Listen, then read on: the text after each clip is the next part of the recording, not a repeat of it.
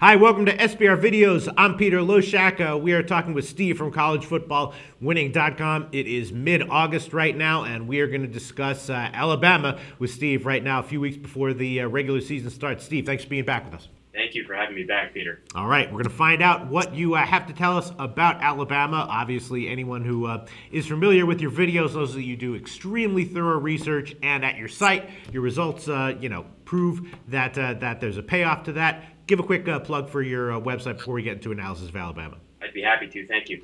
At collegefootballwinning.com, all we do is college football betting analysis 365 days out of the year. Last year, our formula, and we call our algorithmic betting recommendations our formula, beat the spread at a rate of 66.18%. Lifetime with the formula is 63.04 against the spread. We definitely encourage people to come and join us for this entire season. Now is the best time to do it since the season has yet to begin. We offer a 100% money-back guarantee, so people should come to collegefootballwinning.com, put in coupon code SBR10, that's SBR10, and you'll get 10% off of any membership that we're currently offering. All right, sounds great, Steve. So the college football rankings are out now, and Alabama's ranked number 2, which is not a surprise. Everyone knew that Florida State would be number 1. Not really a surprise that Alabama is ranked number 2. And last year, kind of a typical year for them, 11-2 straight up, but just 6-1 against the spread. So there's some good situations have been on them, and definitely some good situations have been against them. Their offense was slightly undervalued. The totals were slightly undervalued. So 7-5-1 over/under on the year. What do you think we can expect from Alabama the upcoming season, Steve? Well, it always depends on the book where you're going, but our numbers have Alabama, not that it's a big difference, at finishing at 7-6. So instead of 6-1, let's give them credit for 7-6, at least based on our numbers. We've been using those. So since this is a betting preview for Alabama of 2014-2015, we want to look at really 3 things. One is their season against the spread considerations or their prospects. 2 is national championship futures possibilities. And finally, look at some Alabama betting trends and tendencies. So starting off, as we do often, let's talk about expectations. As you hear from me all the time, and as you know, expectations drive betting lines. So you and I did a video on an article that I wrote earlier this year, 2014, on Sportsbook Review, and it was called Common College Football Betting Mistakes. Well, we listed 5 of them that were sort of 5 college football betting traps. Alabama walks right into 3 of those 5 considerable traps. So number 1 is talent.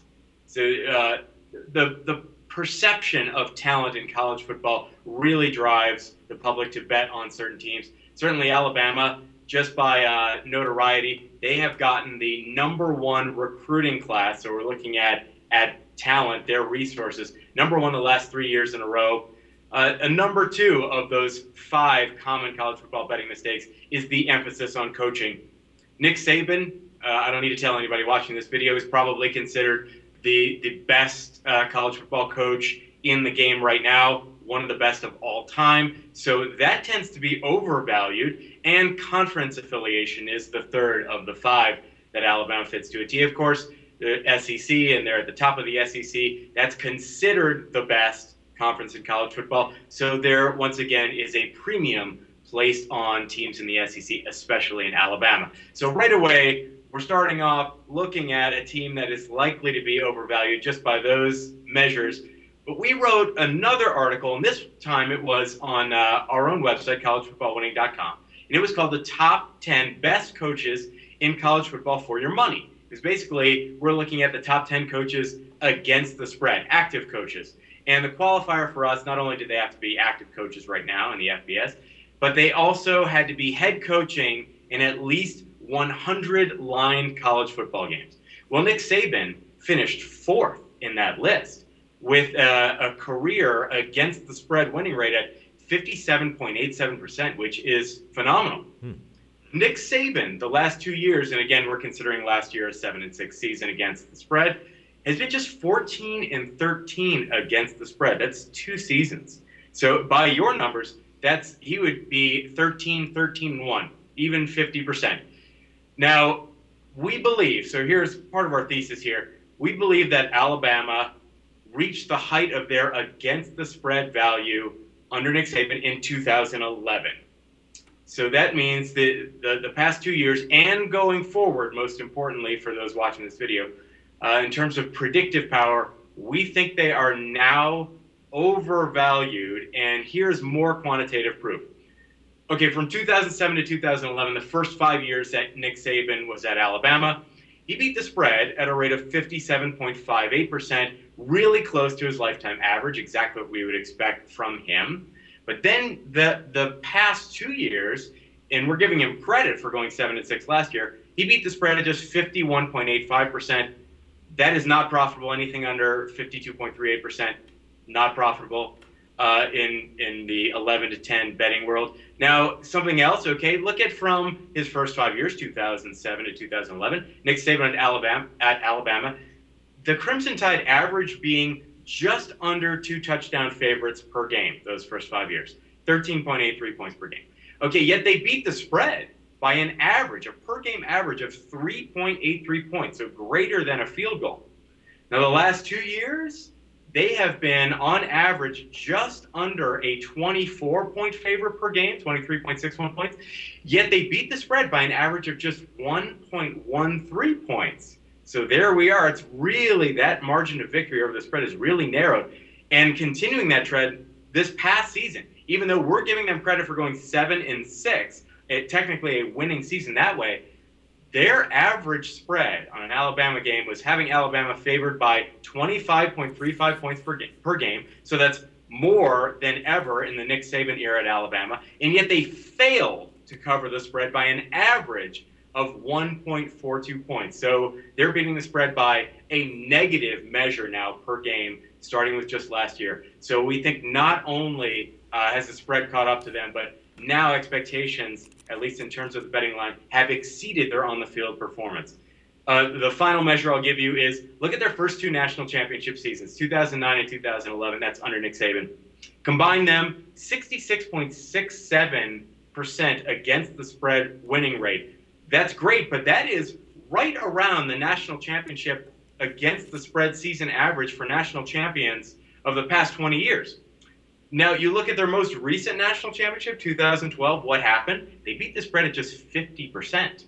So that 50% against the spread season winning rate for Alabama as a national champion in 2012 was one of the 3 worst against the spread seasons for a national champion in over 2 decades, more than 20 years. So once again, that's the most recent national championship, more evidence that these guys have topped out at 2011 in terms of against the spread value. So our conclusion, as far as this goes, is the betting line expectations caught up with Alabama. They're likely to exceed the on-the-field results going forward. So be aware of that. Be careful.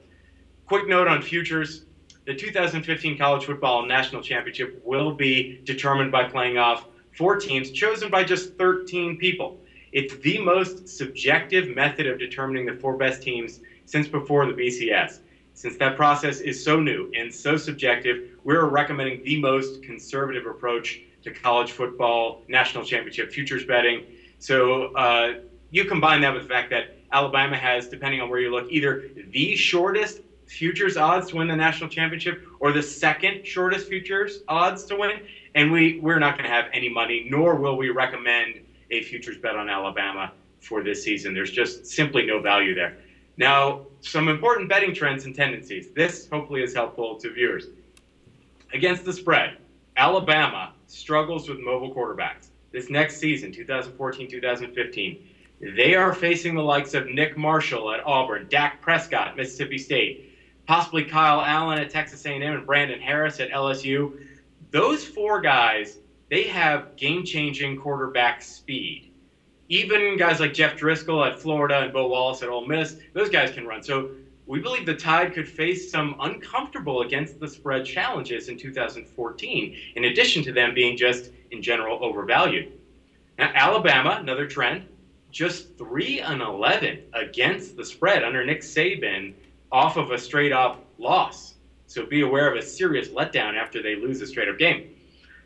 Alabama, 15-6. Fantastic. against the spread when given at least 12 days to prepare for a game. So that includes before bowl games. That includes this horrible, most recent bowl game for Alabama, and important, or most notably for right now, they're 6-1 against the spread in season openers under Nick Saban.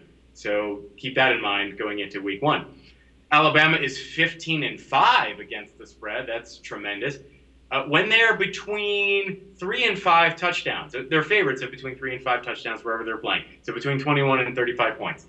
Under Nick Saban, their against the spread results, this is interesting, are the exact same. So against the spread outcomes are the same, whether you're betting the opening or the closing line. That's been the case for all but 4 games. And in those 4 games, the closing result was better twice and it was worse twice. So in other words, you've not missed an opportunity to bet on or against Alabama even after the line moves. So you shouldn't be saying something like, they were a 7.5-point favorite. Now that they're a 9.5-point favorite, I liked Alabama at 7.5, but I no longer like them at 9.5. That line movement has made exactly no difference in the against the spread outcomes, opening versus closing. So keep that in mind.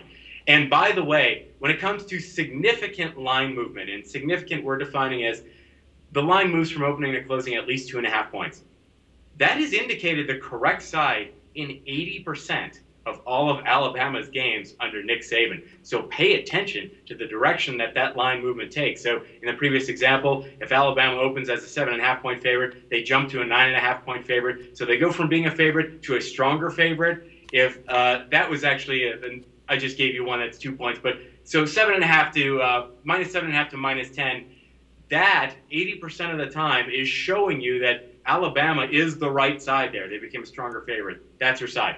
Okay, totals line movement. So if you're looking at totals, the totals line movement, on the other hand, has suggested the wrong side in almost 58% of all of Alabama's games under Nick Saban, so 57.89% of their games. So here's our conclusion. We are not expecting a good against the spread season for Alabama in 2014-2015. Our money will not be on Alabama for a national championship futures bet, but look to bet against Alabama